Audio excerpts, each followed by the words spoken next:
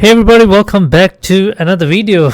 And yeah, let's have it. We just finished the game yesterday, fresh off the epilogue as well. And yeah, I'm gonna give my final thoughts on what Ghost of Yotei was like. I'm just gonna keep this as spoiler free as possible. I'm not gonna mention anything that happens, but I'm gonna mention a few things that you can come across in the game, because it is important to mention it. So first of all, let's talk about the one that's kind of like itching everyone's behind. So there is a little bit of a controversy, right, from a single dev from the studio having tweeted some stuff. By no means should that overshadow from the fact that this is an actually really good game. It is a worthy sequel to Ghost of Tsushima. It lacks a little bit here and there. Some of you might feel when you play the game, but it's still a really good game at the end of the day. It'll be a nominee for the Game of the Year this year for sure, but I still do not think it has enough to win the Game of the Year. I mean, that is, I've been saying it since the beginning of the year. That has to be Expedition 33. I am fixated on that. All right, moving on. Let's talk about the game in general, right?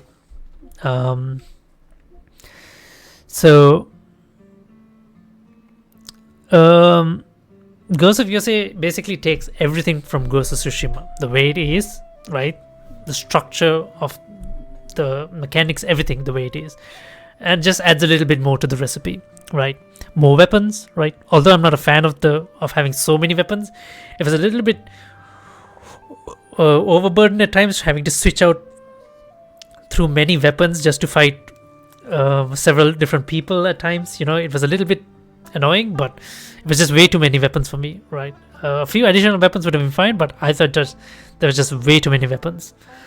The camps, right? The camps no longer play out in the same way, right? Sure, in the first game, the camps were kind of like monotonous. It was like always the same thing you need to do. So the camps is more or less the same, but they always are tied into a unique quest, right? Somewhere. And they have some unique objectives sometimes, so it kind of like adds a little bit and makes them a little bit different from each other. The scenery is amazing as always. Like, the scenery is as good as that of Tsushima. You can't go wrong with the scenery, right? The game looks really great. The world looks beautiful.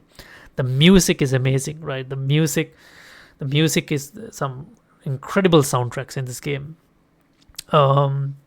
So yeah, there's a fair amount of random encounters. I would say I wouldn't say there's a lot, but there's a fair amount of random encounters you can encounter while on your way or while you're camping, right? So there's some interesting mechanics revolving around there, so that's nice. And that each region is really unique, right? Each region has been made in such a way that it's unique to itself. It looks and feels different.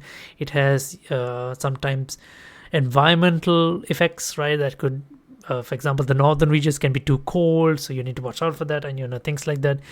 Enemies are unique to each of the regions. They attack different. They use different weapons at times. They use different techniques and tactics. And they have like different explorable locations, right? Different things to do in each region. So it's a very unique experience in each region. It's like it doesn't look and feel the same. So that's really good. So yeah, let's talk about the overall story. So the overall story, this whole Kill Bill style story, it's very well written, right? Characters are very well written. The acting is good, but it's not as good. There was something special about Jin, the performance of Jin Sakai and some of the other characters, like, that made Tsushima really special. Right now, it's not bad, but there was something special in Tsushima that still made the acting better than that of Yotei, right? The English voice acting was good, right? But it felt weird at times, especially young Atsu. Like, her voice just felt not that of a kid, right? It was just a bit weird. So I switched to the Japanese dub version, and it was way better. The game sounded way better for me. So you guys could do that, right? both the protagonist and antagonist, Atsu and Saito. Yeah, like I said, compared to Jin and Kotal Khan from Tsushima, I mean, like Tsushima, like Jin and Kotal Khan felt like a proper protagonist and antagonist. These two were as well, but they were like compared to those two, like they didn't feel as great, but they are quite memorable and can hold out on their own, right? Like they hold on their own as good lore characters. So yeah, I mean, like whereas Jin and Kotal were driven by the necessity to do what they felt was right, what was right for their people and stuff. These two, Atsu and Saito, were driven purely by revenge. It was a complete revenge story, right?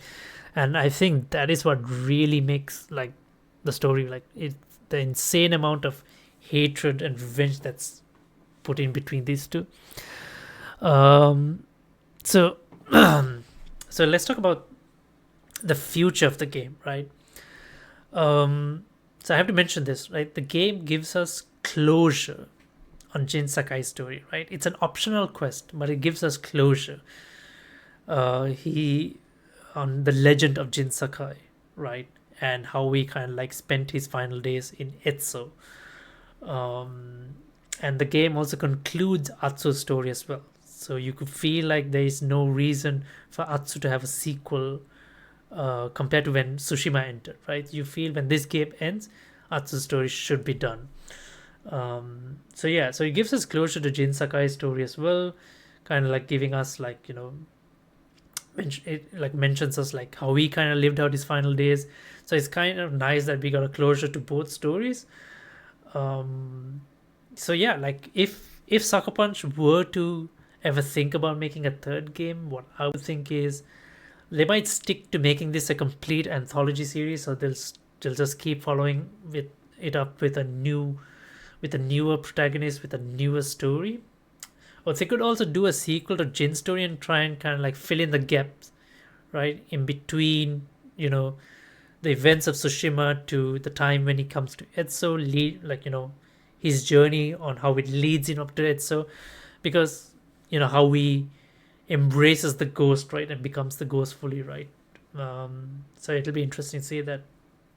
But all in all, it was a completely amazing experience playing this game, right. Now the problem is it's still only available on PlayStation, so it's going to take some time to get on PC. So yeah, I hope a lot of you guys get to play it eventually. If you have played it, do share your thoughts in the comments below and let me know what you guys think about the game. It's alright if you disagree with me, it's fine. Do share your thoughts, and yeah.